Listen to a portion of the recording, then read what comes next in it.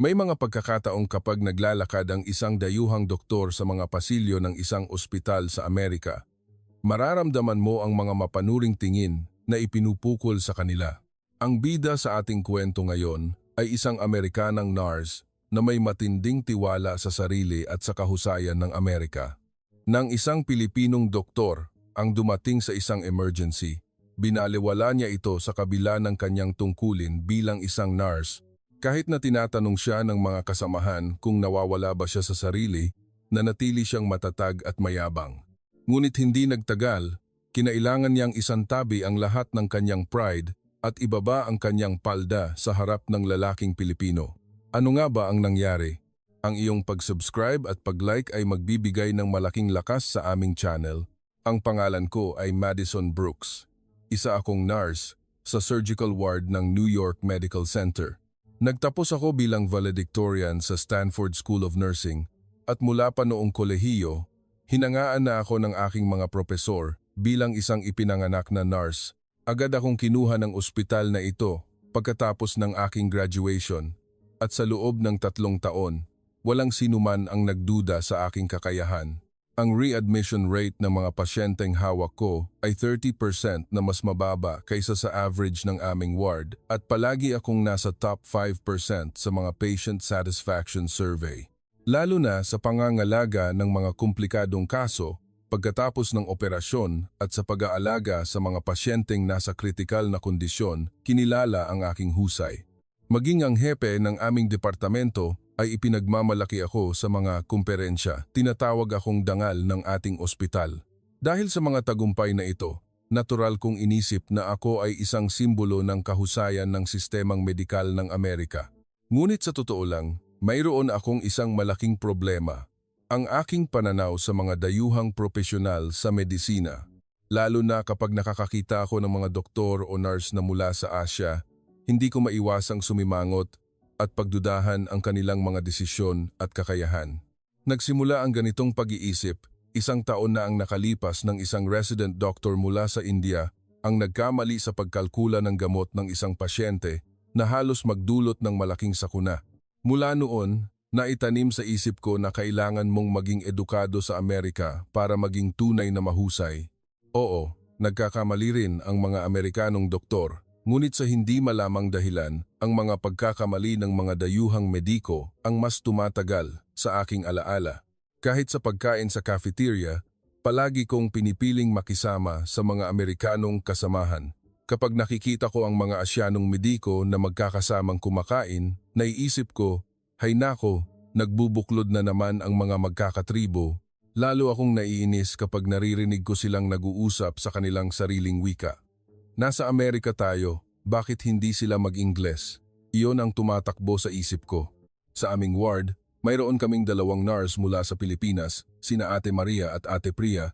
Si Ate Maria ay isang veterana na may 20 taong karanasan, ngunit sa tuwing tinitingnan niya ang chart ng pasyente, tinititigan ko siya ng may pagdududa, iniisip kung binabasa niya ba ito ng tama. Ganoon din, kapag naghahanda ng gamot, si Ate Priya, madalas, ay nasa likod niya ako, tinitiyak kung tama ba ang dosis na inihahanda niya. Sa tuwing nagkakamali sila, sinasabi ko sa aking sarili, kita mo na kasi hindi sila dito nag-aral. Ngunit kapag ako naman ang nagkakamali, ipinagwawalang bahala ko ito bilang isang bagay na nangyayari sa lahat. Kahit na ginagamit ko ang dobleng pamantayang ito, hindi ko ito itinuturing na diskriminasyon. Kinukumbinsi ko ang aking sarili na ito ay isang makatotohanang pag-iingat lamang. Lalo na kapag nakikita ko si Dr. Santos, isang resident doctor na may lahing Pilipino, mas malala ang pagtrato ko. Sa tuwing ipinapaliwanag niya ang kalagayan ng isang pasyente, sinasadya kong iwasan ang kanyang tingin o magpakita ng pagkainis.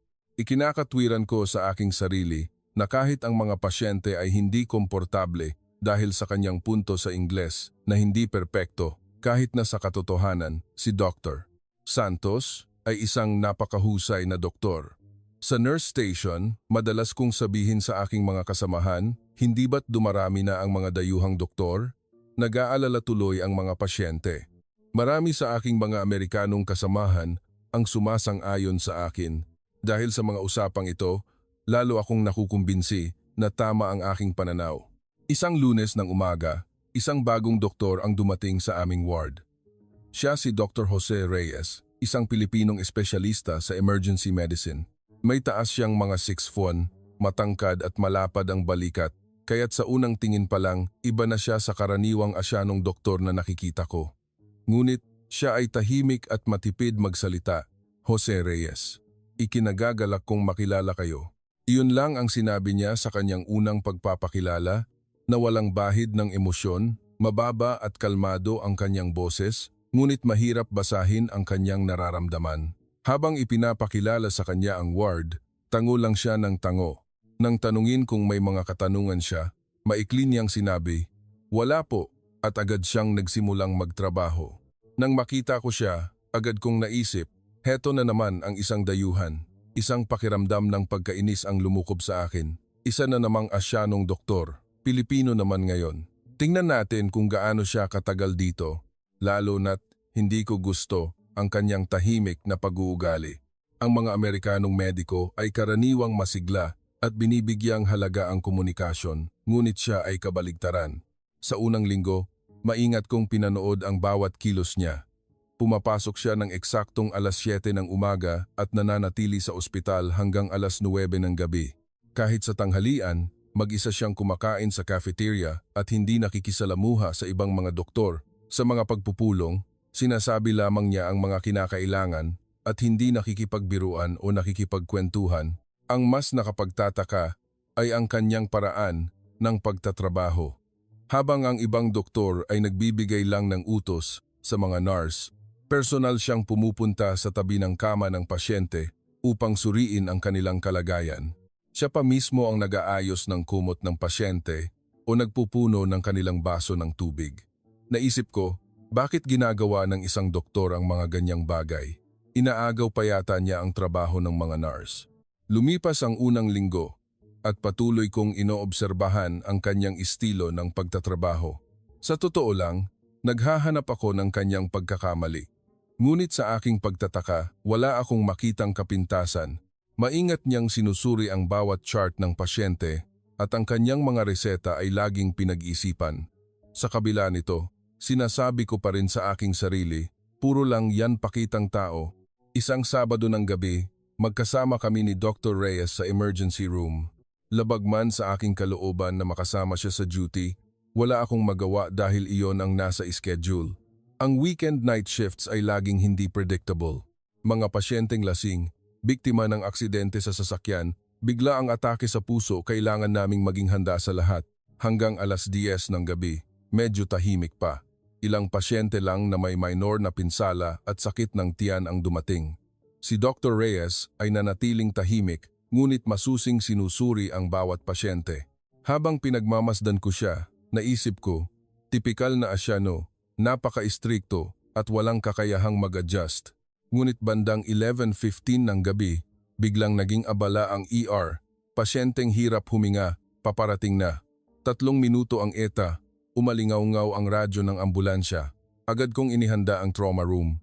Sinuri ko ang oxygen supply at inihanda ang mga kagamitan para sa IV line. Kalmado namang isinuot ni Dr. Reyes ang kanyang gown at guwantes. Habang papalapit ang sirena ng ambulansya, bumukas ang automatic doors at pumasok ang mga paramedic na tulak-tulak ang isang stretcher. Isang lalaking pasyente, nasa mga huling bahagi ng kanyang 60s, ang nakahiga rito. Maputla ang kanyang mukha at nangingitim ang kanyang mga labi. Bigla na lang daw siyang nahirapang huminga, sabi ng paramedic. BP 160, pulse 120, respiratory rate 28. Oxygen saturation, 85%. Habang nakikinig sa ulat, agad kong nilagyan ng oxygen mask ang pasyente. Gamit ang isang 18-gauge IV catheter, sinimulan kong magpasok ng linya sa kanyang braso. Hirap na hirap ang pasyente sa paghinga, paulit-ulit na sinasabing hindi siya makahinga. Mabilis na lumapit si Dr. Reyes at kinuha ang kanyang stethoscope. Pinakinggan niya ang baga at puso ng pasyente. Pagkatapos, kinapan niya ang leeg nito upang tingnan kung may jugular vein distension. Pinindot din niya ang mga binti nito upang suriin kung may pamamaga. Mag-x-ray tayo sa dibdib. Ngayon na, utos niya. Agad namang dinala ng radiologic technologist ang portable X-ray machine. Habang kinukunan ng X-ray, inalala ko ang standard protocol ng aming ospital. Lalaking 60 anyos, bigla ang hirap sa paghinga, mababang oxygen saturation. Ang mga sintomas na ito ay halos tiyak na acute pulmonary edema. Buong kumpiyansa akong naghanda ng 40 mg ng furosemide, Lasix. Ito ang karaniwang unang gamot na ibinibigay sa mga pasyenteng may acute pulmonary edema, isang diuretic na nag-aalis ng sobrang likido sa katawan upang mabawasan ang bigat sa baga. Ayon sa lahat ng natutunan ko sa nursing school sa Amerika, ito ang tamang gawin. Lumabas ang resulta ng X-ray. May malabong anino sa ibabang bahagi ng parehong baga, isang klasikong senyales ng pulmonary edema. Lalo akong nakumbinsi. Doc, handa na po ang furosemide, mayabang kong sabi. Ngunit si Dr. Reyes ay nakatitig pa rin sa X-ray film. Muli niyang pinagmasdan ang pasyente. Sandali lang, Miss Brooks. Pinigilan ni Dr. Reyes ang aking kamay. Seryoso ang kanyang mukha, ngunit kalmado pa rin ang kanyang boses. Maghanda ka ng ibang gamot. Nitroglycerin muna. Naguluhan ako. Ang furosemide ang standard na unang gamot para sa pulmonary edema. Ito ay kaalamang pangkaraniwan sa sinumang mediko sa Amerika. Sa 3 taon kong karanasan, daan-daang beses na akong nakakita ng ganitong kaso at ni minsan ay hindi ako nagkamali. Doc, hindi po ba't furosemide ang dapat unahin sa mga pasyenteng may pulmonary edema? Malinaw naman po sa X-ray ang mga senyales, may bahid ng pagdududa ang aking boses. Sa totoo lang, naiinis ako. May tiwala ako sa aking karanasan at kaalaman na hinubog sa Amerika sa loob ng 3 taon at ang kaharap ko ay isang Pilipinong doktor. Nagduda ako kung naiintindihan ba niya talaga ang sistema ng medisina sa Amerika. Tingnan mo ulit ang pasyente. Walang jugular vein distension at walang pamamaga sa binti. At nagrereklamo siya ng paninikip ng dibdib. Hindi ito simpleng pulmonary edema, mahinahon, ngunit matatag na sabi ni Dr. Reyes. Ngunit umiling ako, sigurado ako sa aking desisyon. Ang mas mahalaga, ako ay isang Amerikanang nurse at naramdaman kong binaliwala ang aking profesionalismo. Sa tingin niyo po ba, ilang beses na akong nakakita ng ganitong kaso? Kapag may bigla ang hirap sa paghinga at may senyales ng edema sa X-ray, furosemide ang pamantayan.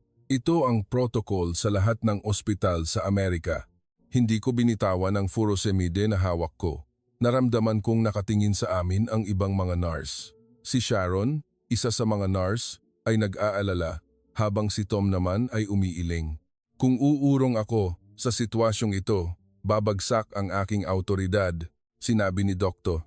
Reyes na hindi niya pinagdududahan ang aking karanasan, ngunit iginiit niyang iba ang kasong ito. Sumagot ako na nasa Amerika kami at dapat naming sundin ang pamantayan ng medisina dito.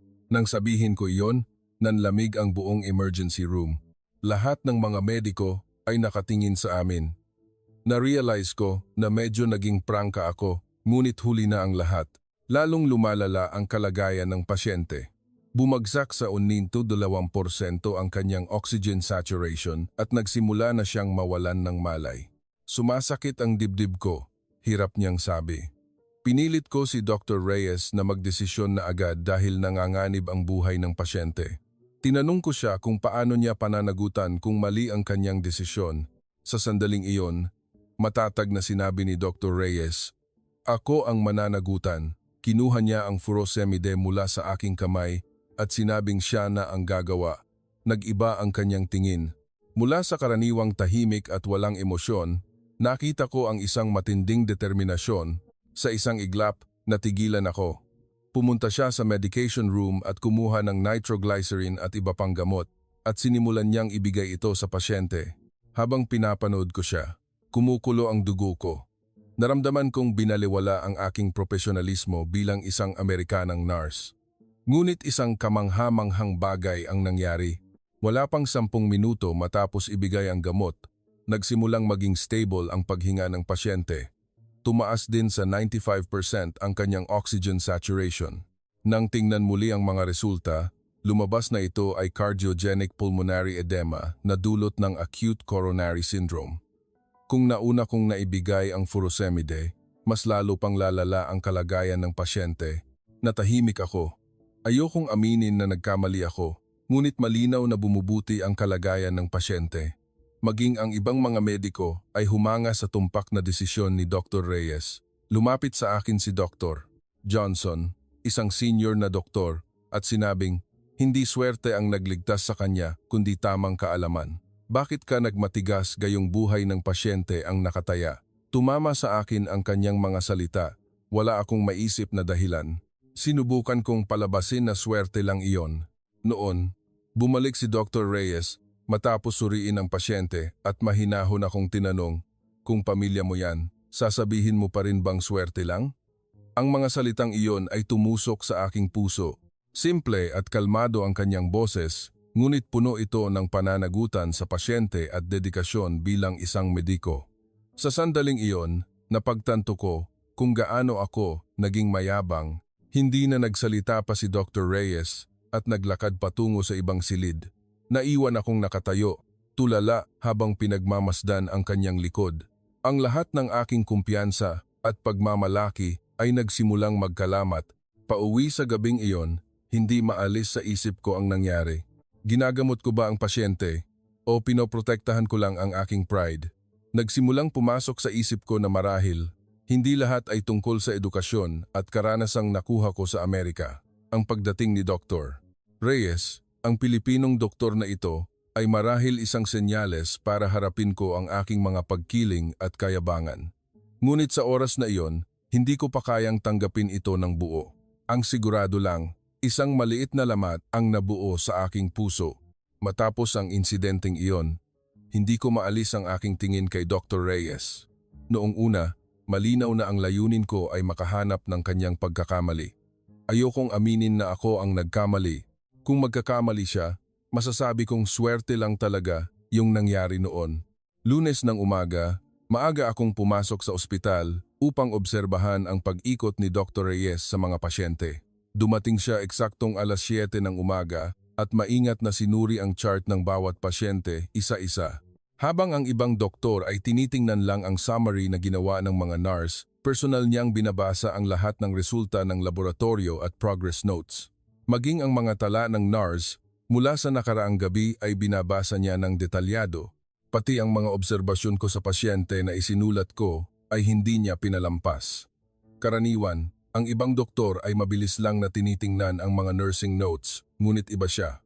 Tinitiyak niya kung may nangyari ba sa pasyente sa kalagitnaan ng gabi, kung ano ang kanilang mga reklamo, at kung gaano karami ang kanilang nakain. Habang pinapanood ko siya, naisip ko, masyadong detalyado, hindi praktikal. Ang unang pasyente ay isang 70 anyos na lola na may diabetes. Hindi makontrol ang kanyang blood sugar kaya siya na ospital. Kung isang Amerikanong doktor iyon, titingnan lang niya ang mga numero ng blood sugar at mag-uutos na i-adjust ang gamot. Ngunit si Dr. Reyes ay ibang-iba. Personal niyang hinawakan ang kamay ng lola, kinapa ang pulso at tinanong kung ano ang kanyang nararamdaman. Itinanong niya kung may pakiramdam pa ba ang mga daliri sa paa ng lola, kung may problema ba sa kanyang paningin, at kung nakakatulog ba siya ng maayos sa gabi. Tinanong pa niya kung anong uri ng pagkain ang karaniwang kinakain ng lola sa bahay at kung kumusta ang kanyang pamilya. Habang pinapanood ko ito, naisip ko, sayang sa oras. Pwede namang tingnan na lang sa chart, bakit kailangan pang gawin yan? Ngunit nagulat ako nang makita kong sumaya ang mukha ng lola. Karamihan sa mga pasyente ay hindi naglalabas ng kanilang tunay na nararamdaman dahil alam nilang abala ang mga doktor, ngunit sa kanya, buong loob na ibinahagi ng lola ang lahat. Ang pangalawang pasyente ay isang 20 anyos na lalaki na naospital dahil sa isang aksidente. Nagpapagaling siya mula sa operasyon sa binti at nag-aalala tungkol sa gastos sa pagpapagamot dahil sa problema sa insurance. Karaniwan, ang mga doktor ay nakatuon lamang sa medikal na paggamot at ang mga isyung pinansyal ay ipinapasa sa mga social worker o sa billing department. Ngunit si Dr. Reyes, matapos suriin ang kalagayan ng pasyente, ay personal na tumawag sa social worker upang magtanong tungkol sa mga programa ng tulong pinansyal. Pagkatapos ay sinabi niya sa pasyente, "Huwag kang mag-alala, mag-focus ka lang sa iyong paggaling. Habang pinapanood ko siya, hindi ko maintindihan. Sa mga ospital sa Amerika, bihirang-bihira na ang isang doktor ay mag-abala pa sa mga problemang pinansyal ng pasyente.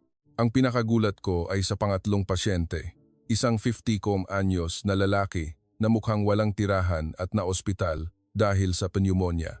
Ang ibang mga mediko ay medyo umiiwas sa pasyenteng ito. May amoy siya at hindi maganda ang kanyang kalinisan. May ilang nurse pa nga na ayaw maging in charge sa kanya. Ngunit si Dr. Reyes ay nagpakita ng ibang-ibang saloobin. Kinausap niya ang pasyente ng may paggalang gamit ang po at opo at maingat siyang sinuri. Sa tuwing umuubo ang pasyente, hinahaplos niya ang likod nito at kinukuhanan ng tubig. Siya pa mismo ang nagpunas sa maruming kamay ng pasyente. Hindi ko maintindihan ang nakikita ko. Kung ako iyon, kahit doblehin ko pa ang aking guwantes, mag-aatubili pa rin ako. Ganoon din ang reaksyon ng ibang mga nurse. Ngunit ang tingin ng pasyenteng iyon kay Dr. Reyes ay kakaiba, para bang nakatingin siya sa isang anghel. Sa hapon, isang mas kakaibang bagay ang nangyari. Biglang sumama ang pakiramdam ng isang janitor at kinailangan niyang umuwi ng maaga kaya naantala ang paglilinis ng mga silid na naka-assign sa kanya. Karaniwan, ito ay ipagpapabukas na o gagawin ng ibang janitor. Ngunit si Dr. Reyes mismo ang kumuha ng mop at nagsimulang maglinis ng silid ng pasyente. Sinubukan siyang pigilan ng mga nurse, ngunit sinabi niyang, mahalaga na ang mga pasyente ay gumaling sa isang malinis na kapaligiran at tahimik na nagpatuloy sa paglilinis. Napatanga ako habang pinapanood siya. Isang doktor na naglilinis, hindi iyon maiisip sa Amerika. Ang bawat propesyon ay may malinaw na hangganan at hindi ko maintindihan ang kanyang paglampas sa mga hangganang iyon. Ngunit ang reaksyon ng mga pasyente ay taliwas sa inaasahan ko. Lahat sila ay humanga at tila mas lalo pang nagtiwala sa kanya. Kinabukasan, ganoon pa rin. Nanatili si Dr. Reyes sa ICU hanggang 2:00 ng madaling araw upang bantayan ang isang pasyenteng nasa kritikal na kondisyon. Hindi ito bahagi ng kanyang tungkulin, ngunit ginawa niya ito dahil ang pamilya ng pasyente ay nakatira sa malayo at hindi makakapunta sa gabi. Habang pinapanood ko siya, lalo akong naguluhan. Lumipas ang 1 linggo, at napagtanto ko, naghahanap ako ng kanyang pagkakamali, ngunit ang nakikita ko lang ay isang taong halos perpekto. O mas tamang sabihin, hindi perpekto, kundi makatao. Ang mga doktor sa Amerika ay nagbibigay halaga sa kahusayan.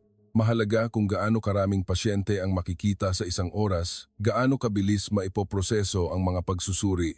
Ang pakikipag-ugnayan sa pasyente ay limitado sa pagpapalitan ng kinakailangang impormasyon. Ang emosyonal na koneksyon ay madalas na itinuturing na hindi propesyonal, ngunit si Dr. Reyes ay kabaligtaran.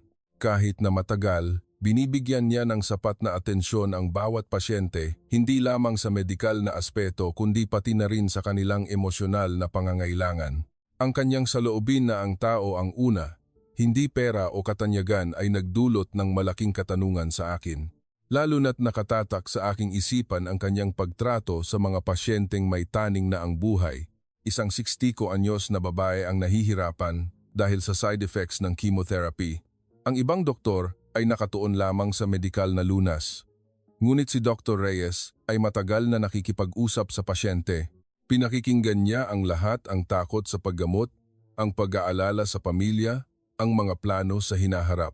Minsan, higit sa 30 minuto siyang nakaupo sa tabi ng pasyente, nakikinig lamang. Habang pinapanood ko siya, nagtaka ako. Bakit niya ginagawa ang lahat ng iyon? Natupad na niya ang kanyang tungkulin bilang doktor, bakit kailangan pa niyang lumampas doon? Noong una, inisip kong ito ay dahil lamang sa kultura ng Pilipinas. Ngunit habang tumatagal, napagtanto kong hindi. Mayroong isang pare-parehong pilosopiya sa kanyang mga kilos, ang pagtingin sa pasyente, hindi bilang isang kaso na dapat gamutin, kundi bilang isang tao. Mayaman man o mahirap, mataas man o mababa ang katayuan sa lipunan, lahat ng pasyente ay tinatrato niya ng may buong puso. Ang salubing ito ay nagdulot sa akin ng malaking pagkabigla. Dati, madalas kong ituring ang mga pasyente bilang kaso pasyenteng may diabetes, pasyenteng may high blood, pasyenteng may cancer. Nakatuon ako sa sakit. Ngunit si Doktor Reyes ay kinikilala ang bawat isa bilang isang individual. Sa ikalawang linggo, nagsimula akong makaranas ng mga kakaibang sintomas. Nahihirapan akong bumangon sa umaga at buong araw akong pagod. Noong una, inisip kong ito ay dahil lang sa stress o pagod. Nitong mga nakaraang araw, mas naging abala ako sa pag-obserba kay Dr. Reyes. Ngunit lumala ang mga sintomas. Hindi ako makatunaw ng pagkain at nasusuka ako. Madalas na rin ang sakit ng ulo at hirap akong mag-concentrate. Tiniis ko ito ng 1 linggo bago ako nagpatingin sa internal medicine department ng aming ospital. Sinabi ng doktor na mukhang stress-induced indigestion lang ito at binigyan ako ng gamot para sa tiyan. Ngunit kahit uminom ako ng gamot, hindi bumuti ang aking pakiramdam. Parang lalo pang ang lumalala. Nagsimula na rin akong pumayat at namumutla. Lumipas ang 1 buwan at ganoon pa rin ang sitwasyon. Nagpasuri ako sa ibang ospital para sa mas detalyadong pagsusuri. Sumailalim ako sa blood test, urinalysis at endoscopy, ngunit ang resulta ay wala pa ring nakitang kakaiba. Sinabi ng doktor na baka nervous gastritis ito at pinayuhan akong i-manage ang aking stress, ngunit nararamdaman kong may mali. May mga sintomas na hindi maipaliwanag ng stress lamang. Walang ganang kumain, paglaki ng tiyan, at isang hindi maipaliwanag na panghihina ng buong katawan. Dahil sa mga sintomas na ito, naapektuhan na ang aking trabaho. Nagsimula ng mag-alala ang aking mga kasamahan. Mula sa pagiging masigla, naging tahimik ako at kitang-kita ang aking pamamayat. Ilan sa kanila ang nagpayo na magbakasyon muna ako at magpahinga. Sa pangatlong ospital, halos pareho ang resulta. Lahat ng aking mga test ay nasa normal na saklaw at walang nakitang abnormalidad. Sinabi ng doktor na maaaring ang aking mental stress ay nagpapakita bilang pisikal na sintomas at iminungkahi pa ang psychiatric counseling. Ngunit sa pang-4 na ospital, isang gastroenterologist ang nagbigay ng ibang posibilidad. Sinabi niya na ang aking mga sintomas ay kahawig ng mga unang senyales ng isang bihirang sakit sa digestive system. Kailangan pa ng mas detalyadong pagsusuri para sa tiyak na diagnosis. Matapos ang karagdagang pagsusuri, nakumpirma nga na mayroon akong isang bihirang sakit sa digestive system. Ang sakit na ito ay napakabihira sa Amerika. Ang insidente nito ay 2 lamang sa bawat 100,000 katao at karamihan sa mga doktor ay hindi pa nakakita ng aktwal na kaso. Ang problema ay mahirap makahanap ng doktor na may karanasan sa paggamot nito. Nagtanong ako sa ilang ospital, ngunit karamihan ay nag-aalok lamang ng teoretikal na paggamot at kulang sa aktwal na karanasan.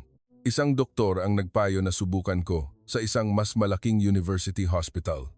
Ngunit sa hindi inaasahang pagkakataon, isang doktor ang nagsabi sa akin ng isang nakakagulat na bagay. Ang sakit na ito, bagamat bihira sa Amerika, ay hindi gaanong bihira sa Asya, partikular sa Pilipinas. Sa Pilipinas, ang insidente nito ay humigit kumulang 30 sa bawat 100,000 katao, 10 beses na mas mataas kaysa sa Amerika. At ang mas nakakagulat, mayroong isang doktor sa aming ospital na pamilyar sa sakit na ito, si Dr. Jose Reyes. Marami na raw siyang nagamot na ganitong kaso sa Pilipinas. Sa sandaling iyon, naghalo ang aking mga emosyon. Ang Pilipinong doktor na labis kong minaliit ay ang tanging taong makakagamot sa akin. Isang malaking kabalintunaan, nasaktan ang aking pride, ngunit kasabay nito, isang pag-asa ang sumibol. Ilang araw akong nag-isip, dapat ko ba siyang lapitan para magpagamot? Kailangan ko bang humingi ng tulong sa taong binaliwala ko at pinakitaan ng pagkiling? Ngunit patuloy na lumalala ang aking kalagayan. Hindi ko na ito maaaring ipagpaliban pa. Hindi ko maaaring isakripisyo ang aking kalusugan para sa aking pride at mga maling akala. At sa totoo lang, sa mga linggong pagmamasid sa kanya, malaki na ang nabawas sa aking pagdududa sa kanyang kakayahan bilang isang mediko at sa kanyang pagkatao. Sa huli, nagpasya akong lapitan si Dr. Reyes. Isinantabi ko ang aking mga pagkiling at pride at bilang isang pasyente, hihingi ako ng tulong sa kanya. Ngunit mayroon pa ring bahid ng hiya sa isang sulok ng aking puso. Paano niya kaya ako tratratuhin? Naalala pa kaya niya ang mga ipinakita kong asal? Ang mga alalahaning iyon ay umiikot sa aking isipan. Ngunit mas matimbang ang aking kalusugan Wala nang atrasan. Nang kumatok ako sa pinto ng klinika ni Dr. Reyes, malakas ang kabog ng aking dibdib. Sumagi sa isip ko ang lahat ng ipinakita kong pag-uugali sa kanya, ang pagwawalang bahala, ang pagkiling, at ang komprontasyon sa emergency room. Ilang linggo na ang nakalipas. Una kong naramdaman ang takot sa kung paano niya ako titingnan. Tuloy, narinig kong sabi niya, dahan-dahan kong binuksan ang pinto. Nakaupo si Dr. Reyes sa kanyang mesa, binabasa ang chart ng isang pasyente. Nang pumasok ako, itinaas niya ang kanyang tingin, ngunit walang bakas ng gulat o hiya sa kanyang mukha. Gaya ng dati, kalmado lamang siya. Sinabihan niya akong umupo sa silya sa harap niya. Maingat akong umupo, iniisip kung paano sisimulan ang sasabihin. Naisip kong dapat akong magsimula sa paghingi ng tawad dahil sa aking mga ikinilos, ngunit hindi ko maibuka ang aking bibig. Si Dr. Reyes ang unang nagsalita. Ano po ang maipaglilingkod ko sa inyo? Tanong niya. Ang kanyang boses ay profesional at mainit, katulad ng pakikitungo niya sa lahat ng kanyang pasyente na parabang hindi niya naaalala ang anumang nangyari sa pagitan namin. Nanginginig ang boses ko habang ipinapaliwanag ang aking mga sintomas. Ang patuloy na pagod, hirap sa pagtunaw ng pagkain, pagbaba ng timbang, at ang diagnosis na natanggap ko mula sa ibang ospital. Pinakinggan niya ako hanggang sa matapos, pagkatapos ay nagtanong ng ilang karagdagang detalye. Kailan nagsimula ang mga sintomas, ang kasaysayan ng kalusugan ng aking pamilya, ang aking karaniwang dieta. Sinikap kong sagutin ng tumpak hanggat maaari. Ngunit sa isang sulok ng aking isipan, mayroon pa ring pagdududa kung gagawin ba niya ang lahat para gamutin ako. Matapos pakinggan ang lahat, sinabi ni Dr. Reyes na kailangan ng isang pisikal na pagsusuri. Tumawag siya ng isang nurse at ipinakuha ng hospital gown. Doon ko napagtanto, ako na ngayon ang pasyente at kailangan kong maghubad sa harap nila. Nang dalhin ng nurse ang gown at lumabas, sinabi ni Dr. Reyes, lalabas muna ako saglit at umalis siya. Naiwan akong mag-isa sa silid, nanginginig ang mga kamay habang nagsisimulang maghubad. Bilang isang nurse, hindi ko na mabilang kung ilang beses kong nakita ang mga pasyente sa ganitong sitwasyon, ngunit ngayong ako na ang nasa kalagayan nila, ibang-iba pala ang pakiramdam.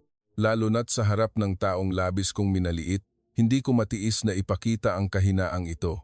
Nang hubarin ko ang aking palda, napaiyak ako. Ito na ba ang kahihinatnan ko? Naramdaman kong gumuho ang aking pride.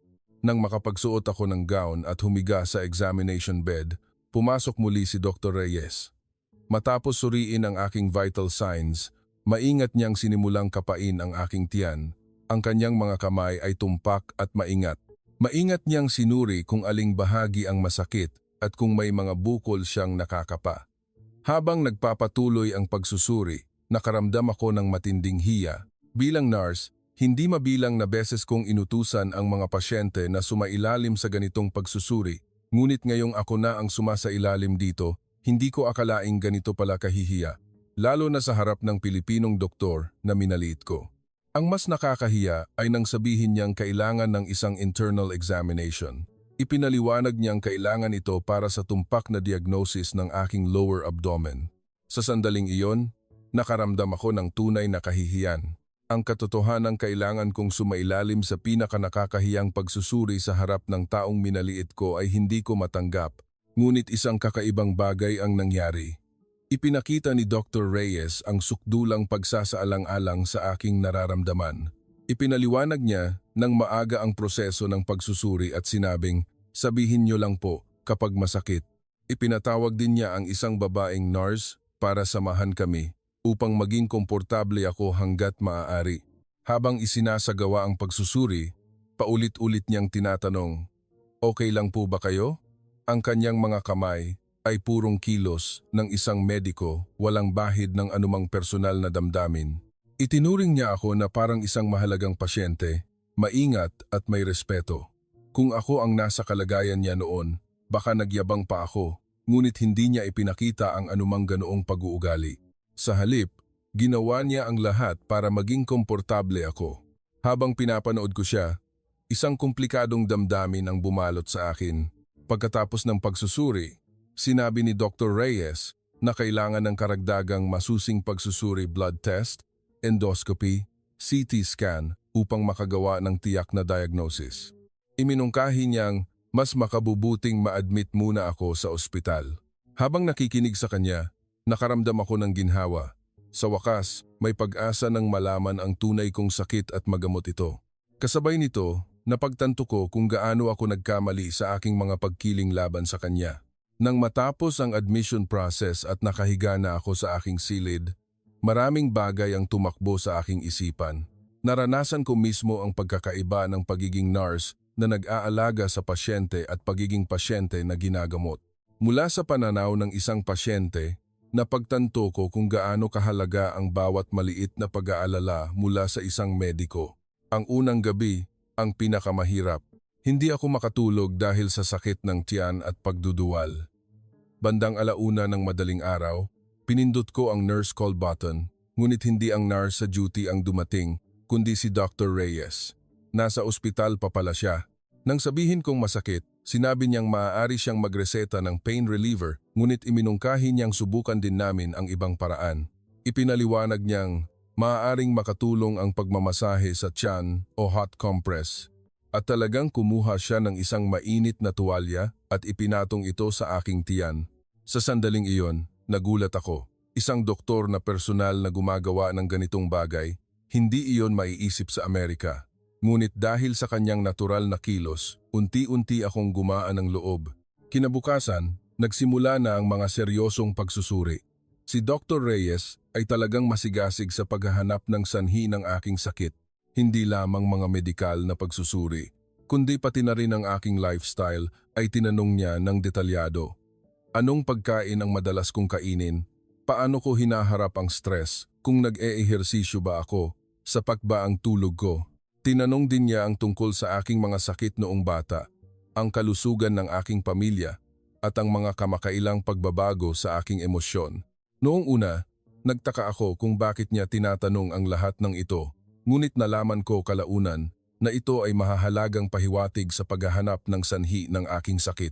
Ang pinakagulat ko ay ang kanyang paraan ng pag-ikot sa mga pasyente. Ilang beses siyang bumibisita sa aking silid sa isang araw para suriin ang aking kalagayan. 7:00 ng umaga, 12:00 ng tanghali, 6:00 ng gabi at hanggang 9:00 ng gabi. Ang ibang doktor ay karaniwang isang beses lang sa isang araw kung mag-rounds, ngunit siya ay talagang madalas bumisita. At sa bawat pagbisita, maingat niyang tinatanong kung mayroon ba akong nararamdamang hindi maganda o kung may masakit. Hindi lang ang aking medikal na kondisyon ang kanyang sinusuri, kundi pati na rin ang aking emosyonal at psikolohikal na estado.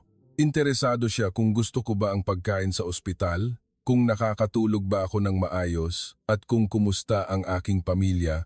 Isang gabi, huli na, at hindi pa rin ako makatulog dahil sa sakit ng tiyan. Pumasok si Dr. Reyes sa aking silid.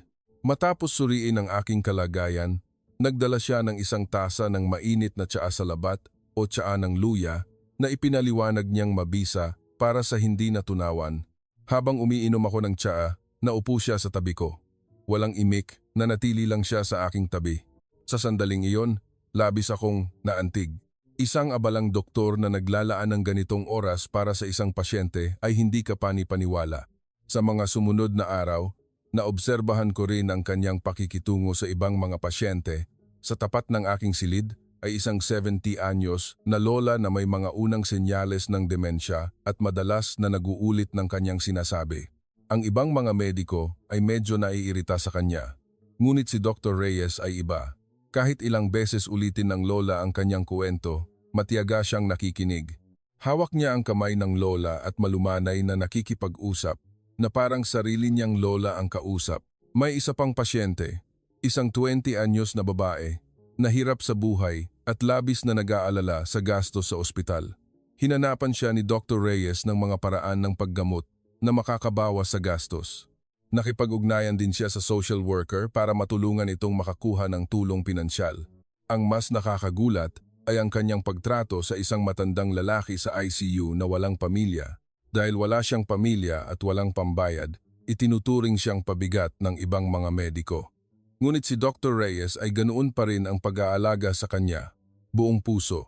Sa katunayan, mas madalas pa niya itong binibisita para kumustahin Habang pinapanood ko ang lahat ng ito, lalo akong humanga sa kanya. Noong una, iniisip kong isa lang siyang mahusay na doktor, ngunit habang tumatagal, mayroon akong nararamdamang higit pa roon. Maaga pa para sabihing pag-ibig, ngunit tiyak na lumalaki ang aking paggalang at paghanga. Ang kakaiba ay hindi lang sa akin siya espesyal na mabait. Lahat ng pasyente ay tinatrato niya ng pantay at kung minsan mas magalang pa sa iba. Ito ay nagbigay sa akin ng panibagong realisasyon. Dati, itinuturing ko ang nursing bilang isang technical na trabaho lamang. Ang tumpak na pagbibigay ng gamot, mabilis na aksyon, at mahusay na pamamahala ng gawain ang pinaniniwalaan kong katangian ng isang mahusay na nurse. Ngunit dahil kay Dr.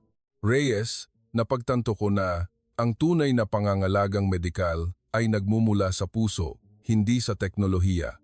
Ang pagtingin sa pasyente, hindi bilang isang bagay na dapat gamutin, kundi bilang isang mahalagang tao.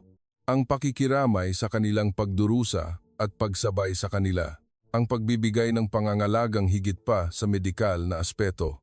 Iyon ang tunay na medisina. Lumipas ang 1 linggo at lumabas na ang tiyak na diagnosis. Tulad ng inaasahan, ito ay isang bihirang sakit sa digestive system. Batay sa kanyang karanasan sa paggamot sa Pilipinas, bumuo si Dr. Reyes ng isang detalyadong plano ng paggamot para sa akin.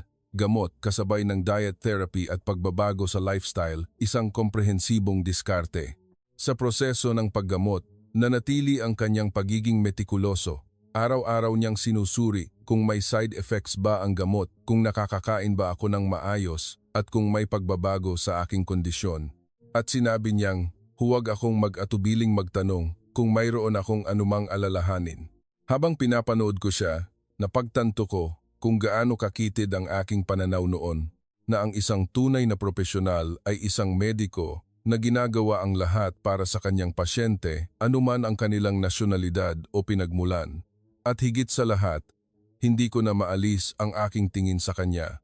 Noong una, humanga ako sa kanyang kakayahan, pagkatapos ay sa kanyang pagkatao. Ngayon, ang mga damdaming iyon ay nagsama-sama at naging isang mas malalim na bagay. Ang salitang pag-ibig ay hindi ko pa masabi, ngunit tiyak na may espesyal na damdamin na umuusbong. Kapag pumapasok siya sa aking silid, bumibilis ang tibok ng aking puso at kapag naririnig ko ang kanyang boses, nakakaramdam ako ng kapayapaan. At kapag nakikita ko siyang nag-aalaga sa ibang pasyente, lalo akong humahanga, ngunit kasabay nito, mayroon ding komplikadong damdamin. Nahihiya ako kapag naiisip ko ang aking mga ipinakita sa kanya noon ang pagkiling, ang pagwawalang bahala at ang komprontasyon sa ER. Nag-aalala ako kung makakalimutan pa ba niya ang mga iyon. Nasa 2 linggo na ako ng pagkakaospital at malaki na ang ipinagbuti ng aking kalagayan. Ang paggamot ni Dr. Reyes ay nagiging epektibo. Nabawasan na ang sakit at bumalik na ang aking gana sa pagkain. Unti-unti na ring tumataas ang aking timbang. Sa bisperas ng aking paglabas, dumating si Dr. Reyes para sa kanyang huling pag-ikot. Matapos suriin ang aking kalagayan, ipinaliwanag niya ang mga dapat kong gawin sa hinaharap, regular na follow-up check-up, at patuloy na pag-iingat sa aking lifestyle. At sa huli, idinagdag niya, kung may maramdaman kang kakaiba sa iyong katawan, huwag kang mag-atubiling tumawag. Nang marinig ko iyon, nakaramdam ako ng ginhawa at kasabay nito, lungkot. Ang isiping hindi ko na siya makikita araw-araw ay nagdulot ng panghihinayang. Sa araw ng aking paglabas, ipinahayag ko ang aking taos-pusong pasasalamat sa kanya. Hindi lang dahil sa pagpapagaling sa aking sakit, kundi dahil sa maraming aral na itinuro niya sa akin. Ngumiti lamang siya ng bahagya at sinabing, sana ay tuluyan ka ng gumaling. Paglabas ko ng ospital, naramdaman kong maraming nagbago. Hindi lang ang aking katawan ang gumaling, kundi pati na rin ang aking puso. At ang aking damdamin para kay Dr. Jose Reyes ay tuluyan ng nagbago. Hindi na lamang siya isang kasamahang doktor sa akin, kundi isang espesyal na tao. Sa unang araw ng pagbabalik ko sa trabaho, naramdaman kong maraming nagbago. Hindi lang ang aking katawan ang nakabawi, kundi pati na rin ang aking pananaw. Nagbago ang paraan ng pagtingin ko sa mga pasyente. At higit sa lahat, ang damdamin ko para kay Dr. Reyes ay ibang-iba na. Ngunit dahil nagbago ako, hindi nangangahulugang ganoon din ang mga tao sa paligid ko. Sa halip, naramdaman ko ang mga mapanuring tingin dahil sa aking pagbabago, lalo na nang malaman nilang si Dr. Reyes ang nag-asikaso sa akin noong ako'y naospital. Noong una, simpleng interes lang ito. Nag-aalala ang mga kasamahan sa aking kalusugan at nagtatanong kung anong paggamot ang aking natanggap. Sinabi ko sa kanila na si Dr. Reyes ang aking doktor. Wala pa namang kakaibang reaksyon noon. Ang problema ay nagsimula pagkatapos nito. Lumipas ang ilang araw at isang kakaibang tsismis ang kumalat sa ospital na mayroong espesyal na namamagitan sa amin ni Dr. Reyes. Noong una, inakala kong tsismis lang, ngunit unti-unti itong naging mas detalyado at masama. Sa nurse station, narinig kong nagbubulungan ang aking mga kasamahan. Isang Amerikanang nurse na nahulog sa isang Pilipinong doktor. May nagsabi pang nahulog ang loob ko sa kanya habang ginagamot niya ako. Sa tuwing naririnig ko ang mga iyon, namumula ang aking mukha. Ang mas nakakagulat ay kabilang sa mga nagkakalat ng tsismis ang mga kasamahan na dati kong itinuturing na malapit. Si Sharon, na tahimik sa harap ko, ay ikinakalat sa iba na hibang ako sa Pilipinong doktor. Ang pinakamasakit ay ang mga salitang may pagkiling na ginagamit nila ay ang mismong mga salitang ginagamit ko noon. Pangungutya sa mga Asyanong mediko, pakiramdam ng cultural superiority, mga mapanlait na komento. Ngayon, lahat ng iyon ay nakatutok sa akin. Si Tom ay diretsahang nagbiro. Masarap siguro kapag doktor ang boyfriend, no? Na ang ibig sabihin ay magiging mas madali para sa akin na ma-promote o mabigyan ng magagandang kaso. Sa tuwing naririnig ko iyon, nagagalit ako, ngunit kasabay nito, nahihiya. Ito ang eksaktong mga salitang sinasabi ko sa iba noon. Nagbago rin ang reaksyon ng mga pasyente. Ilan sa kanila ay kakaiba na ang tingin sa akin. Lalo na sa mga matatandang puting pasyente, mayroong mga lantaran na nagpapakita ng kanilang pagkainis. Isang matandang lalaki pa nga ang humiling na palitan ako ng ibang nurse. Noong una, hindi ko matiis ang sitwasyon. Masakit isipin kung bakit kailangan kong danasin ang ganitong pagtrato. Pasyente lang naman ako na nagpagamot, ngunit para akong tinatrato na may ginawang masama. Ngunit lumipas ang ilang araw at nagsimula kong tingnan ang sitwasyon sa ibang paraan. Napagtanto kong ito ang resulta ng mga ginawa ko sa iba noon. Ang pagkiling at pagwawalang bahala na ipinakita ko sa mga Asyanong mediko ay bumabalik na ngayon sa akin. At ang pinakamahalaga, hindi na ako ang dating Madison. Ang mga natutunan ko kay Dr. Reyes at ang mga naranasan ko bilang pasyente ay tuluyan nang nagpabago sa akin. Ngayon, gusto kong labanan ang mga pagkiling na iyon. Sa halip na makipagtalo o magpaliwanag, nagpasya akong ipakita ito sa pamamagitan ng aking mga gawa. Sinimulan kong gayahin ang paraan ng pakikitungo ni Dr. Reyes sa mga pasyente. Itinuturing niya ang mga pasyente hindi bilang isang kaso na dapat gamutin, kundi bilang isang kapwa-tao. Ang unang nagbago ay ang paraan ko ng pagbati sa mga pasyente. Dati, sinasabi ko lang ang mga kinakailangan para sa trabaho, ngunit ngayon, taos-puso ko na silang kinukumusta. Kumusta ang pakiramdam nila? Nakatulog ba sila ng maayos? Kumusta ang kanilang pamilya? Lalo na sa mga pasyenteng iniiwasan ko noon, mas binibigyan ko sila ng pansin. Nang may isang pasyenteng walang tirahan na na-admit, kung ako ang dati, minimal lang ang aking pakikipag-ugnayan. Ngunit ngayon, iba na. Tiniyak kong hindi siya makakaramdam ng anumang pagkailang at inalagaan ko siya ng may buong puso tulad ng pag-aalaga ko sa ibang pasyente. Noong una, awkward, naramdaman ko ang mga tingin ng aking mga kasamahan at maging ang mga pasyente ay nagtataka sa aking pagbabago. Ngunit habang tumatagal, nagsimulang magbago ang reaksyon ng mga pasyente. Kapag taos-puso ang aking pakikitungo, nagbubukas din sila ng kanilang puso. Ang pinakatumatak sa akin ay isang 70 anyos na lola na may diabetes. Noong una siyang ma-admit, napakasungit niya. Palagi siyang nagrereklamo at nagagalit sa maliliit na bagay. Iniiwasan siya ng ibang mga nurse. Ngunit inalala ko ang paraan ng pakikitungo ni Dr. Reyes sa mga pasyente at sinubukan kong lapitan ang lola. Taos-puso kong pinakinggan kung bakit siya nagagalit at kung ano ang kanyang ikinaiinis. Nalaman kong nag-iisa pala siya sa buhay at takot siyang magkasakit, kaya ganoon ang kanyang pag-uugali. Nang pakinggan ko siya hanggang sa huli at sinabing, "Huwag po kayong mag-alala, tutulungan po namin kayo." Bigla siyang nagbago. Mula noon, sa tuwing nakikita niya ako, ngumingiti na siya at ikinukwento ang tungkol sa kanyang mga apo at ang kanyang kabataan. Nagulat ang ibang mga nurse sa kanyang pagbabago. Dahil sa mga pagbabagong ito, unti-unti ring nagbago ang tingin ng aking mga kasamahan. Bagamat mayroon pa ring mga chismis tungkol sa amin ni Dr. Reyes, nagsimula na silang kilalanin ang aking dedikasyon sa trabaho. Bumuti rin ng malaki ang patient satisfaction. Isang buwan ang lumipas, nagkaroon kami ng pagkakataong magkita ni Dr. Reyes. Nagkasalubong kami sa hallway at tumango siya sa akin at sinabing, "Malaki na ang ipinagbago mo. Narinig kong maganda na ang reputasyon mo sa mga pasyente." Nang marinig ko iyon, labis akong natuwa. Ang katotohanang kinilala niya ang aking mga pagsisikap ay napakahalaga sa akin. Sa unang pagkakataon, ngumiti ako ng maluwag sa kanya at sinabing, "Dahil po iyon sa inyo." Ngunit ang sumunod niyang sinabi, ang mas lalong nagpaantig sa akin, "Sana, ang puso mo para sa mga pasyente ay hindi dahil sa akin." Noong una, hindi ko naintindihan ang ibig niyang sabihin, ngunit nang pag-isipan kong mabuti, nalaman kong malalim ang kahulugan nito. Nais niyang magbago ako para talaga sa mga pasyente, hindi dahil may gusto ako sa kanya. Ang kanyang pag-uuna sa profesionalismo kaysa sa personal na damdamin at ang saloobing iyon ang mas lalong nagpalapit sa akin sa kanya. Sa sandaling iyon, napagtanto ko na ang nararamdaman ko para sa kanya ay hindi simpleng pagkagusto lamang. Bago pa man ang pag-ibig, isang malalim na paggalang ang nabuo. Ang kanyang pagkatao, pilosopiya at ang paraan ng pakikitungo sa mga pasyente, lahat ng iyon ang nagpabago sa akin. Ngunit kasabay nito, naramdaman ko rin ang distansya sa pagitan namin.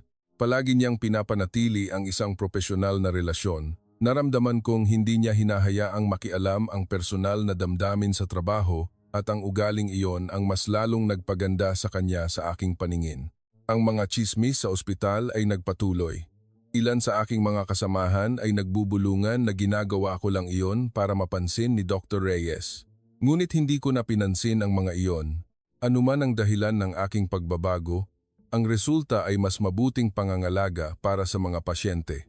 Sa halip, sinimulan kong aktibong labanan ang mga pagkiling. Kapag may mga negatibong sinasabi ang mga kasamahan tungkol sa mga Asyanong mediko, mahinahon ko silang sinasagot. Dapat tayong humusga batay sa kakayahan, hindi sa pinagmulan o nasyonalidad. Noong una, kakaiba ang tingin nila sa akin. Ibang-iba na ako sa dating Madison. Ngunit habang tumatagal, ilan sa aking mga kasamahan ang nagsimulang sumang-ayon sa akin. Lalo na sa mga mas batang nurse, mayroon ng mga sumusuporta sa akin. Ang pinakamalaking pagbabago ay nangyari sa aking sarili. Dati, ang aking pagmamalaki bilang isang Amerikanang nurse ay nauwi sa pagiging superior sa iba. Ngayon, ginagamit ko ang pagmamalaking iyon sa isang mas nakakatulong na paraan. Nagsikap akong maging isang tunay na mahusay na nurse. Inobserbahan ko ang mga pag-ikot ni Dr. Reyes at marami akong natutunan. Pinanood kong mabuti kung paano siya nakikipag-usap sa mga pasyente at kung paano siya nagbibigay ng pangangalaga. At sinubukan kong ilapat ang mga iyon sa aking trabaho. Lalo na't sinikap kong matutunan ang kanyang pagiging metikuloso. Ang pag-alam sa katangian ng bawat pasyente at pagbibigay ng pangangalagang angkop sa kanila. Hindi lamang pagsunod sa manual, kundi pagsasaalang-alang sa individual na sitwasyon ng pasyente. Halimbawa, kahit na parehong may diabetes, iba ang aking diskarte depende sa edad, sitwasyon ng pamilya at kalagayang pinansyal. Sa mga mas batang pasyente, binibigyang diin ko ang kahalagahan ng pamamahala sa sakit. Sa mga mas matatandang pasyente, nag-aalok ako ng mas makatotohanang paraan ng pamamahala kaysa sa radikal na pagbabago sa lifestyle.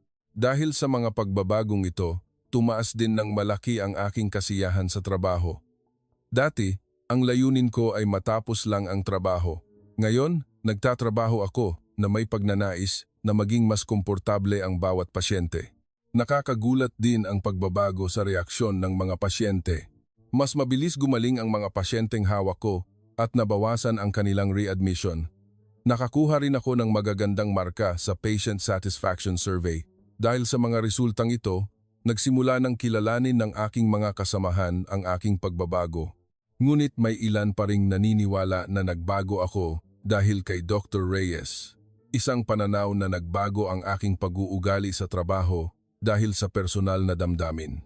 Minsan, nakakabigat ang mga tinging iyon, ngunit nagpasya akong magpatuloy sa aking landas. Isang araw, nagkaroon kami ng pagkakataong magkasama ni Dr. Reyes sa isang emergency situation. Isang pasyenteng inatake sa puso ang dinala at magkasama kaming nagsagawa ng emergency procedures. Tila nagulat siya sa aking ipinakitang pagbabago. Kung ako ang dati, mahihirapan akong sundin ang kanyang mga utos dahil sa aking pride, ngunit ngayon, natural na kaming nagtutulungan. Ang pagliligtas sa pasyente ang pinakamahalaga at nagpakita kami ng perpektong teamwork. Bilang resulta, matagumpay naming na-resuscitate ang pasyente. Pagkatapos ng pangyayaring iyon, sinabi sa akin ni Dr. Reyes, "Malaki na talaga ang iyong ipinagbago. Isa ka ng tunay na mediko."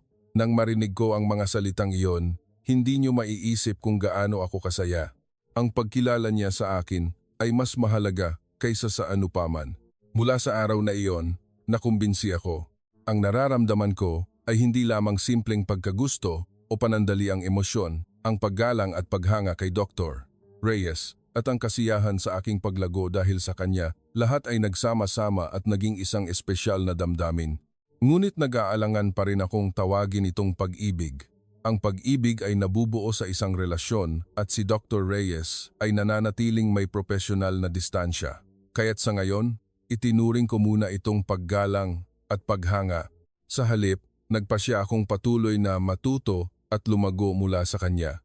Nais kong maging isang mediko na kapantay niya balang araw at umaasa akong kapag dumating ang panahong iyon, maaari kaming maging tunay na magkasama o higit pa.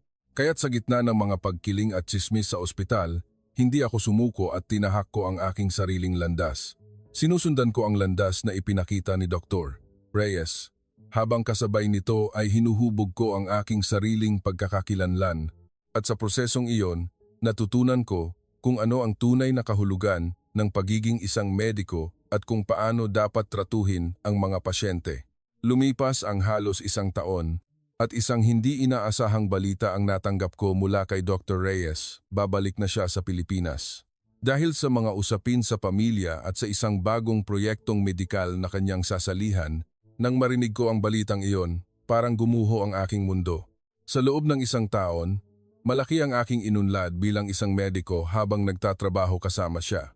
Hindi kalabisang sabihin na dahil sa kanyang impluensya, ako ay naging isang bagong tao at ngayon, aalis na siya. Hindi ko alam kung ano ang gagawin.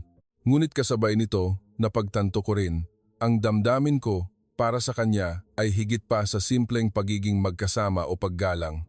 Ang sakit na nararamdaman ko sa isiping aalis na siya ay patunay na mayroon akong espesyal na damdamin para sa kanya.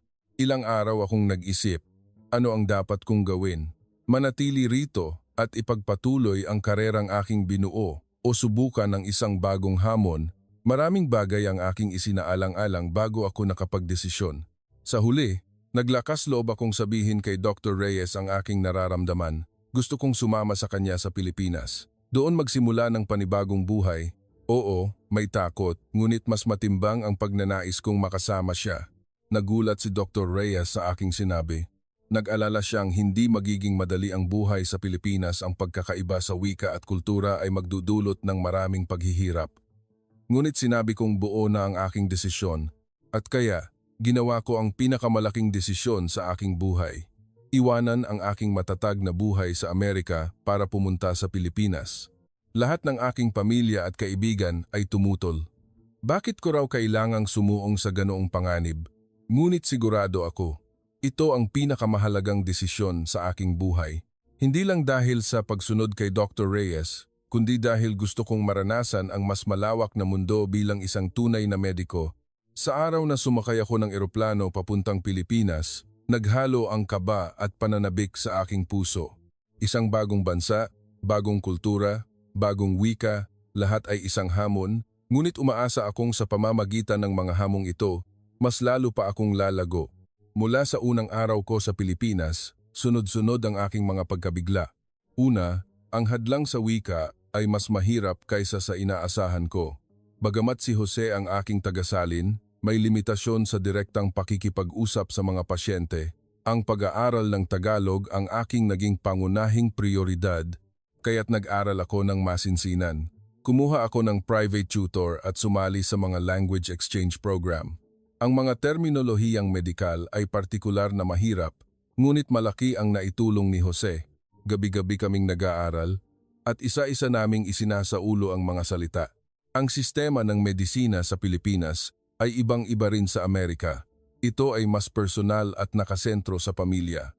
Ang pasensya ng mga pasyente ay mas mahaba at ang proseso ng pagpapatingin ay mas sistematiko. Ang pinakagulat ko ay ang relasyon sa pagitan ng pasyente at pamilya. Sa Amerika, binibigyang halaga ang kasarinlan ng pasyente, ngunit sa Pilipinas, ang buong pamilya ay aktibong nakikilahok sa proseso ng paggamot. Matagal bago ko naintindihan ang mga pagkakaibang kultural na ito, ngunit unti-unti kong natuklasan ang mga kabutihan nito. Ang kultura na nakabatay sa emosyonal na pangangalaga o malasakit ay muling nagbigay sa akin ng pagkabigla. Ang relasyon sa pagitan ng mediko at pasyente ay mas makatao kaysa sa Amerika. Binibigyang halaga ang damdamin at psikolohikal na estado ng pasyente at isinasaalang-alang ang mga elementong ito sa proseso ng paggamot. Ang unang ilang buwan ay talagang mahirap. Hirap ako sa wika, hindi sanay sa kultura, at maraming nagawang pagkakamali. May mga hindi pagkakaunawaan sa mga pasyente dahil sa hirap sa komunikasyon at may mga pagkakataong naguguluhan ako dahil sa hindi ko pagkaalam sa mga kaugaliang medikal sa Pilipinas. Ngunit hindi ako sumuko. Dahil sa tulong at pagpapalakas ng loob ni Jose at sa mabuting pakikitungo ng aking mga Pilipinong kasamahan, unti-unti akong naka-adjust. Lalo na ang mga nurse, mainit nila akong tinanggap na naging malaking tulong sa akin. Pagkalipas ng 6 na buwan, sa wakas ay nakakapagsalita na ako ng basic Tagalog sa mga pasyente. Ang prosesong iyon ay napakahirap. Gabi-gabi akong nakatutok sa mga aklat-aralin sa Tagalog, isinasaulo ang mga terminolohiyang medikal at paulit-ulit na nagsasanay ng pagbigkas. Ang mga gabing iyon, kung saan si Jose ay nakaupo sa tabi ko, matiyagang tinuturuan ako ang pinakamahalaga. Hanggang ngayon, malinaw pa rin sa aking alaala ang unang pagkakataon na sinuri ko ang kalagayan ng isang pasyente at binigyan ng mga salita ng aliw sa Tagalog. Isang 70 anyos na lola na mabagal ang paggaling matapos ang operasyon sa tuhod at nalulungkot. Nanginginig ang boses ko, kinausap ko siya sa Tagalog. "Lola, masakit po, pero gagaling din po kayo. Tutulungan po namin kayo hanggang sa huli." Nang marinig ng lola ang aking putol-putol na Tagalog, bigla siyang ngumiti ng maluwag. Hinawakan niya ng mahigpit ang aking kamay at sinabing, "Salamat, hiha." Gaano raw siya naantig na isang dayuhang doktor ang nag-aral ng Tagalog para sa kanya. Hindi niyo maiisip kung gaano ako kasaya sa sandaling iyon. Halos maiyak ako. Mula sa araw na iyon, mabilis na bumuti ang aking Tagalog. Ang matinding pagnanais na makipag-usap sa mga pasyente ang naging pinakamalaking motibasyon ko. Sinikap kong matutunan muna ang mga mainit na salita na makakapagpaginhawa sa puso ng mga pasyente kaysa sa mga mahihirap na terminolohiyang medikal. Habang bumubuti ang aking wika, mas naiintindihan ko na rin ang lalim ng kultura ng medisina sa Pilipinas. Ang konsepto ng pakikipagkapwa-tao, ang pag-aalaga sa pasyente na parang pamilya, ay talagang kahanga-hanga. Sa Amerika, madalas na may distansya dahil sa pagpapahalaga sa privacy, ngunit sa Pilipinas, isang tunay na ugnayan na parang pamilya ang nabubuo sa pagitan ng mediko at pasyente. Lalo na ang mga matatandang pasyente, tinatrato nila ako na parang kanilang apo. Nang malaman nilang bago lang ako sa Pilipinas at nahihirapan mag-adjust, sila pa ang nag-aalala at nagpapalakas ng loob ko. Ang ganitong init ng pagtanggap ay hindi ko naranasan sa Amerika. Nakakagulat din ang detalyadong pangangalaga sa proseso ng paggamot. Hindi lamang medikal na paggamot, kundi isinasaalang-alang din ang emosyonal na estado at relasyon sa pamilya ng pasyente. Halimbawa, kung may pasyenteng malapit ng operahan, Naglalaan sila ng sapat na oras para sa konsultasyon kasama ang pamilya upang mabawasan ang kanilang pagkabalisa. Ang matibay na pagtutulungan sa pagitan ng mga mediko ay kahanga-hanga rin. Sa Amerika, malinaw na hiwalay ang bawat espesyalidad at karamihan ay transaksyonal na relasyon lamang. Ngunit sa Pilipinas, para silang isang tunay na koponan na nagtutulungan ka. Ang relasyon sa pagitan ng mga senior at junior ay may disiplina ngunit may init din. At kung may problema, lahat ay handang tumulong. Lahat ng ito ay bagong aral para sa akin. Mas lalo kong napagtanto na ang medisina ay hindi lamang isang teknikal na larangan, kundi isang larangan kung saan mahalaga ang ugnayan ng tao at emosyonal na pakikiramay. Nalaman ko rin na ang mga ugaling ipinakita ni Jose sa Amerika ay nag-ugat pala sa kultura ng medisina sa Pilipinas. Ang relasyon namin ni Jose ay lalo pang lumalim sa prosesong ito. Noong una, isa lamang itong profesional na partnership, ngunit ngayon kami ay nagiging tunay na magkasama sa buhay. Labis akong nagpapasalamat sa kanyang detalyadong pangangalaga at suporta habang ako ay nag-adjust sa buhay sa Pilipinas. Sa pag-aaral ng wika, siya ang aking guro. Kapag mali ang aking pagbigkas, matiyagan niya akong itinatama. Kapag nahihirapan akong isaulo ang mga terminolohiyang medikal, naghahanap siya ng mga masayang paraan para tulungan ako. Minsan, gabi-gabi kaming nag-aaral at mas marami kaming natututunan tungkol sa isa't isa. Ang kanyang mga kwento noong bata, ang dahilan kung bakit siya nagpasya na maging doktor, ang mga paghihirap na naranasan niya sa Amerika habang nagbabahagi kami ng mga personal na kwento, naging mas espesyal ang aming relasyon. Ibinahagi ko rin ang aking nakaraan, pati na ang mga nakakahiyang alaala noong panahon na puno ako ng pagkiling. Sa proseso ng pagharap sa mga paghihirap at pag-unawa sa isa't isa, isang espesyal na ugnayan ang nabuo. Kapag nagkakamali ako, sa pakikipag-usap sa mga pasyente, pinalalakas niya ang aking loob. At kapag siya naman ang nahihirapan mag-adjust sa pagbabalik sa Pilipinas, ako naman ang nag-aaliw sa kanya. Naging isang relasyon kung saan maipapakita namin ang aming mga kahinaan sa isa't isa. Ang pinakatumatak sa akin ay ang araw na unang beses akong nagpaliwanag ng isang operasyon sa Tagalog. Isang simpleng operasyon lamang, ngunit labis akong kinabahan na direktang magpaliwanag sa pasyente. Nasa tabi ko si Jose, pinapanood ako at pinalalakas ang aking loob. Nang matapos kong magpaliwanag ng maayos, nakita ko ang labis na pagmamalaki sa kanyang mukha. Sa sandaling iyon, malinaw kong naramdaman na hindi lamang siya isang kasamahan, kundi isang espesyal na tao na taos pusong sumusuporta sa aking paglago. Lumipas ang mga panahon at isang taon ang nagdaan. Kinumpirma namin ang aming nararamdaman para sa isa't isa. Isang hapon ng tagsibol, habang pauwi kami mula sa ospital, siya ang unang nagsalita. Maingat niyang inamin na ang nararamdaman niya habang nagtatrabaho kasama ako ay higit pa sa simpleng pagiging magkasama o pagkakaibigan. Sumagot ako na ganoon din ang aking nararamdaman. Ang paggalang at paghanga na nagsimula sa Amerika ay naging tunay na pag-ibig sa pamamagitan ng aming buhay sa Pilipinas. Sa gabing iyon, matagal kaming nag-usap. Kinumpirma namin ang aming nararamdaman at seryosong pinag-usapan ang aming hinaharap at natural na napagdesisyunan naming magpakasal. Ang aming mga pangarap, ang aming parehong layunin na maglingkod sa komunidad at ang aming pagnanais na maging mas mabuting tao para sa isa't isa lahat ay perpektong nagtugma.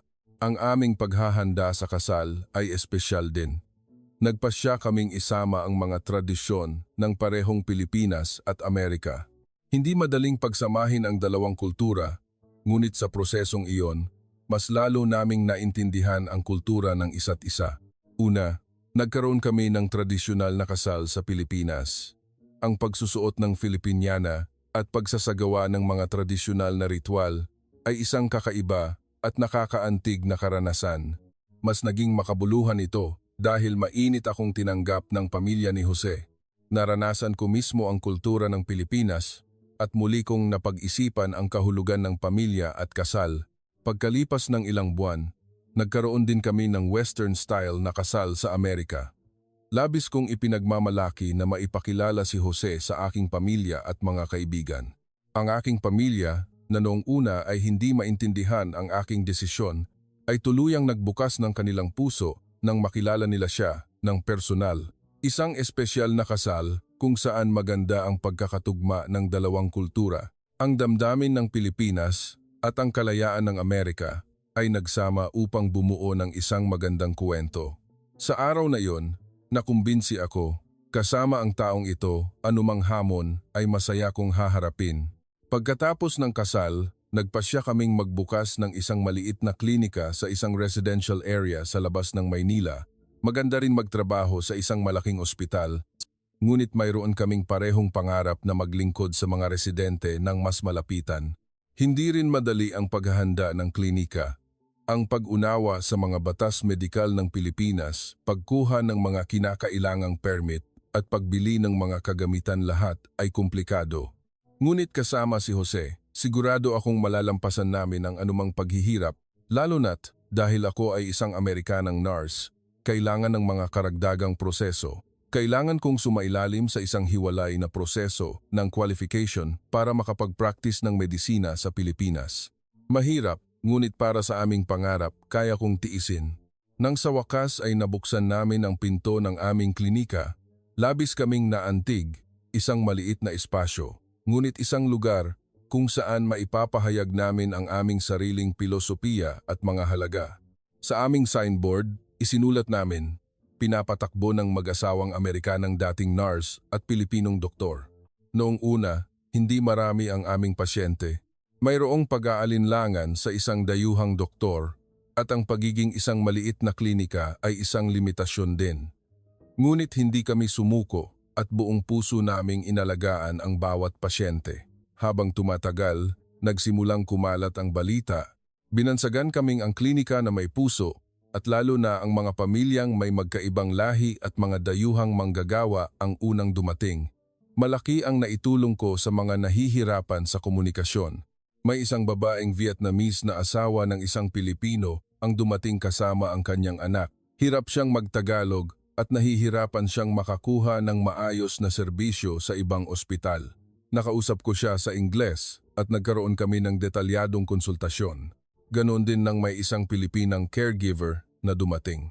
Nahihirapan siyang intindihin ang mga komplikadong terminolohiyang medikal kaya ipinaliwanag ko ito sa kanya sa mas simpleng paraan. Nang makita ko ang kanyang pasasalamat, muli kong nakumpirma ang dahilan kung bakit ko ginagawa ang trabahong ito. Sa pamamagitan ng mga karanasang ito, mas lalo kong naintindihan ang tunay na kahulugan ng medisina. Hindi lamang pagpapagaling ng sakit, kundi kung gaano kahalaga ang komunikasyon at pag-unawa sa pagitan ng mga tao. Ang aking magkakaibang kultural na background ay naging malaking tulong sa gawaing ito. Nang maging matatag ang aming klinika at lumipas ang halos isang taon, isang espesyal na balita ang dumating sa amin, buntis ako. Hindi niyo maiisip kung gaano kasaya ang magdalang tao ng isang bagong buhay sa Pilipinas. Habang buntis, nagpatuloy ako sa pagtatrabaho sa klinika. Siyempre, sa abot ng aking makakaya, ngunit hindi ko kayang itigil ang pag-aalaga sa mga pasyente. Sa halip, ang katotohanang mayroon akong dinadalang buhay ay mas lalong nagpahalaga sa akin sa mga pasyente. Ang karanasan ko sa panganganak sa Pilipinas ay espesyal din. Ang kultura ng pangangalaga na iba sa Amerika, ang detalyadong pag-aalaga ng pamilya at ang pagbati sa isang bagong buhay lahat ay isang bagong kultural na karanasan para sa akin. Sa wakas, isang tagsibol, ipinanganak ang aming unang anak, isang malusog na batang lalaki. Labis kaming nahirapan sa pagpili ng pangalan. Gusto namin ng isang pangalan na may kahulugan sa parehong Pilipinas at Amerika. Sa huli, pinili namin ang pangalang Mateo. Gamit ang kahulugang regalo ng Diyos na sumisimbolo sa aming paglalakbay. Kasabay nito, isang pangalan na natural na matatawag sa parehong kultura. Habang karga ko ang aming anak sa harap ng klinika, napaisip ako. Habang nakatingin sa aming anak sa ilalim ng signboard ng ospital, binalikan ko ang aming pinagdaanan. Mula sa isang nurse na puno ng pagkiling sa Amerika hanggang sa maging isang tunay na mediko sa Pilipinas, lahat ay parang isang panaginip na nag-flashback. Sa sandaling iyon, isang mahalagang bagay ang aking napagtanto. Nagbago ako hindi dahil sa pag-ibig lamang kundi dahil sa paggalang. Ang paggalang kay Dr. Jose Reyes ang nagpabago sa akin. At ang pagbabagong iyon ang nagdala sa akin sa tunay na pag-ibig. At ngayon, sa wakas ay nararamdaman kong isa na akong tunay na nurse. Sa teknikal na aspeto, magaling na ako noon pa. Ngunit ang pagiging isang tunay na nurse na nag-aalaga sa mga pasyente gamit ang puso ay nagsimula lamang nang dumating ako sa Pilipinas. O, mas tamang sabihin, naging isang doktor na nag-aalaga sa kapwa-tao. Habang lumalaki si Mateo, patuloy na umuunlad ang aming klinika. Nakuha namin ang tiwala ng mga residente at mas maraming pasyente ang dumating. Lalo na para sa mga pamilyang may magkaibang lahi at mga dayuhan, naging isang mahalagang lugar ito. Umaasa akong kapag lumaki na ang aking anak at makita niya ang klinikang ito, ipagmamalaki niya ito. Umaasa akong maiintindihan niya kung anong puso ang inilagay ng kanyang mga magulang sa pag-aalaga sa mga tao, na ang medisina ay hindi lamang isang propesyon, kundi isang misyon. At kaya, nagsimula ako ng isang bagong buhay sa Pilipinas. Mula sa nurse patungo sa doktor, mula sa Amerikana patungo sa asawa ng isang Pilipino at sa ina ng isang anak. Hindi madali ang lahat ng pagbabago, ngunit sa prosesong iyon, natagpuan ko ang tunay na kaligayahan. Ang bagong buhay na binuo namin ni Jose, ang oras kasama ang aming pamilya, at ang kasiyahang nararamdaman ko sa pag-aalaga sa mga pasyente, lahat ng ito ay napakahalaga sa akin. Ni minsan, ay hindi ko pinagsisihan ang pag-iwan sa aking matagumpay na karera sa Amerika. Sa halip, dahil sa desisyong iyon, naging posible ang aking kaligayahan ngayon. Isang pagkakataon upang lumago bilang isang tunay na mediko at bilang isang tao, patuloy kong tatahakin ang landas na ito. Umaasa na ang mundong makikita ni Mateo ay magiging isang mas mainit at mas mapagkalingang lugar. Kami ni Jose ay patuloy na maglilingkod sa mga tao. Iyon ang aming piniling paraan ng pamumuhay at isang paniniwala na hindi magbabago